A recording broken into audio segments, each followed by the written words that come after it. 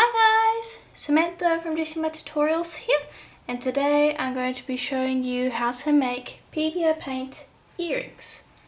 So you guys have been asking for a tutorial using Pebeo paints for a while, so this is going to be my first one. So you'll need a sheet of black rolled out on the thickest setting of your pasta machine, and this is Primo, and you will also need a cutter, and I'm using the largest cutter on the Kemper Cutters round set. Now if you want to know where to get these, you can get them off of Linda's Art Spot, and I'll provide a link in the description below. And I use these a lot. So I'll just cut into the clay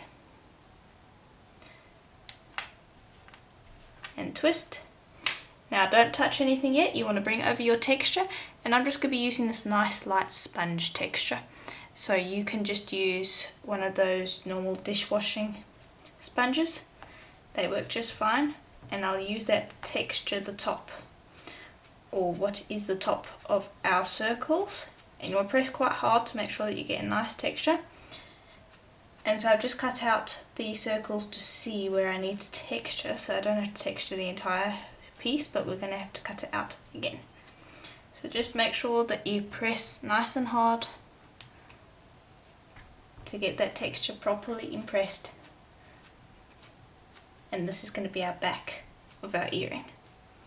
Okay, then I'll bring over my cutter again, line up, twist and cut. Line up, twist and lift. And there we are. Now I'll bring over our blade to lift them up. And before we lift them up, I want to just bring over some silver mica powder. And this I got off of Fire Mountain Gems. So I'll just open that up. And I'll dip my finger along the edge just to get a tiny bit. I don't want too much, so just a light dusting. Just rub that lightly over the texture. I don't want it to be a very bold silver, I want it to be a very light one. Okay, and I'll do the same for the other one.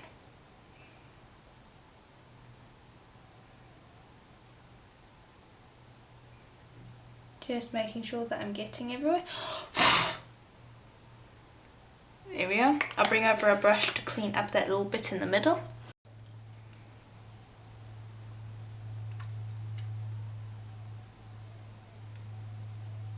There we are.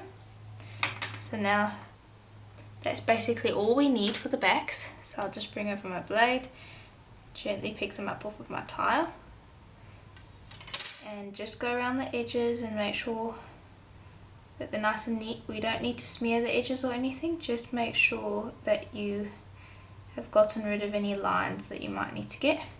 And don't worry about the fronts, those are going to get covered up, so you don't need to worry too much about fingerprints and things like that. The Pebeo paint doesn't allow those to show up. So just worry about the sides and the back for the moment. And there we are, so there's the front. Well, no, that's actually the back. And these are the sides where our Pebeo paints are going to go. So these will now go in the oven for a full hour at Primo's recommended temperature to cure, and then we can pop the Pebeo paints on. Okay, so while those are in the oven, we are going to make a donut to go with it.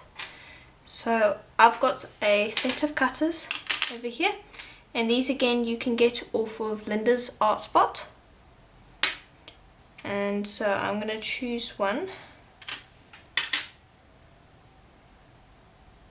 and I'm going to press it into the clay, and I'm going to spin to make sure that we get a nice round shape. There we are. And then I'm going to bring over one of the Kemper cutters. And now I need to line this up, so I need to have my head about here to see what's going on. Okay, so it's in the right spot. And I'll just press that down, give it a little spin, and pop it out. And then we'll use a skewer to pick that out. There we are. And there's your donut. Now this is the back side, so we're going to texture that one just like we did before. So we're going to need that silver mica powder and the sponge. And I'm just gently going to press this in. I don't want to press too hard because I don't want to distort the shape too much. We're going to have to go back in and make sure that it's all nice and round. But don't press overly aggressively because you don't really want to distort your shape too much. Just want to get that little thing out. There we go. And that's the nice thing about the texture. You don't have to worry about if you're getting any fingerprints or gouges in your clay. That will hide it. So just make sure that you give it a good texture. The thing with polymer clay, especially the black I found, is that it will look like you've got a lot of texture when it's raw because it has a certain shine factor to it, but then when it's baked it'll actually turn out that you had a lot less texture than you expected. So over texture it, especially with the blacks, and it should come out looking better. So I'm fairly happy with that. I'm going to bring it over my cutter and I'm going to fit it into the right spot. So you can see that it got a little distorted, and I'll just spin again to get it back into that nice round shape. Here, now bring over the cutter again, it's the wrong size. And I'll just cut out again.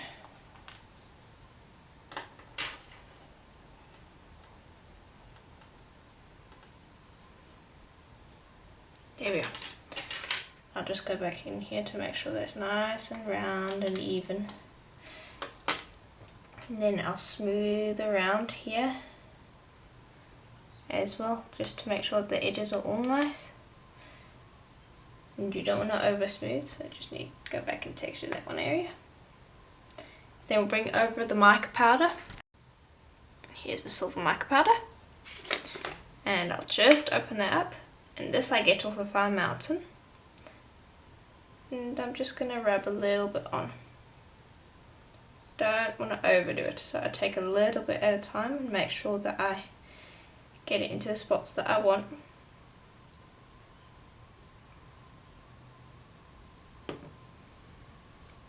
There we are.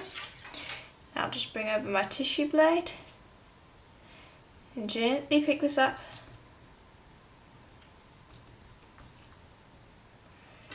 Okay, and I'll look at it from this side just to make sure that we don't have too much distortion.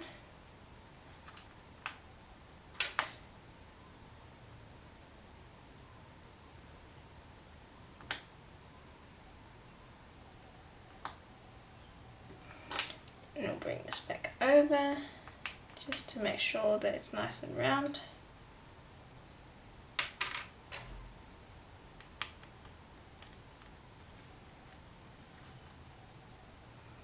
Okay, that's what the back looks like, and that's what the front looks like.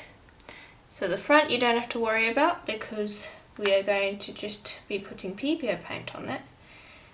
And I'm just going to gently smooth around the sides. You've got to be careful because this is going to distort a little bit, so you can see it distorted just a tad there. Okay. There we are. Just make sure the back's nice and clean. And that will go in the oven as well. So that will be in the oven for the next half an hour at Prima's recommended temperature. And so in the meantime,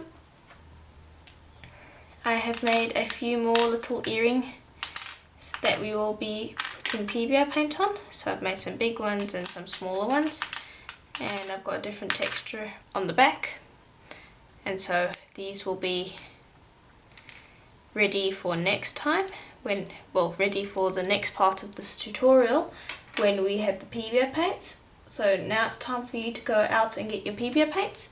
I'll be releasing the next part of this tutorial in just a few weeks. I think I'll be posting it next week sometime, but basically in about a week's time. So I just wanted to tell you the Pebeo paints that we're going to be using so that you can go out and get them if you need to. So we are going to be using almond green, and that's a prism.